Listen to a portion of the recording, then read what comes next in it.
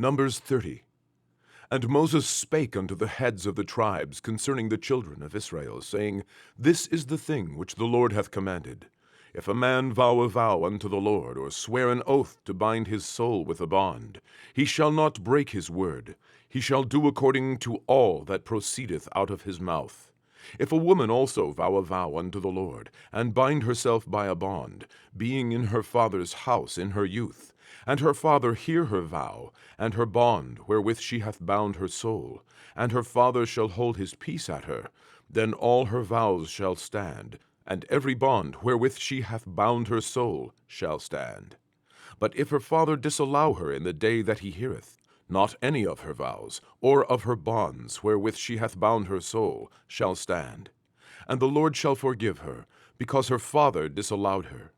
And if she had it all an husband when she vowed, or uttered aught out of her lips, wherewith she bound her soul, and her husband heard it, and held his peace at her in the day that he heard it, then her vows shall stand, and her bonds wherewith she bound her soul shall stand. But if her husband disallowed her on the day that he heard it, then he shall make her vow which she vowed, and that which she uttered with her lips, wherewith she bound her soul, of none effect, and the Lord shall forgive her.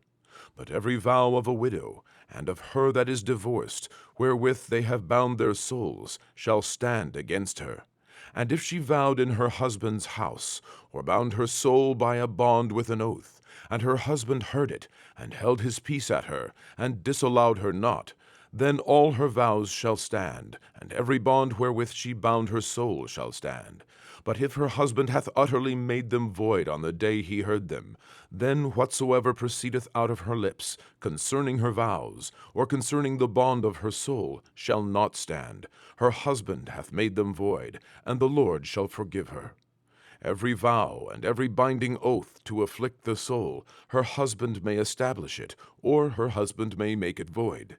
But if her husband altogether hold his peace at her from day to day, then he establisheth all her vows, or all her bonds, which are upon her.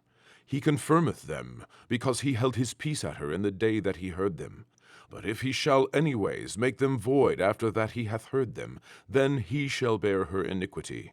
These are the statutes which the Lord commanded Moses between a man and his wife, between the father and his daughter, being yet in her youth in her father's house.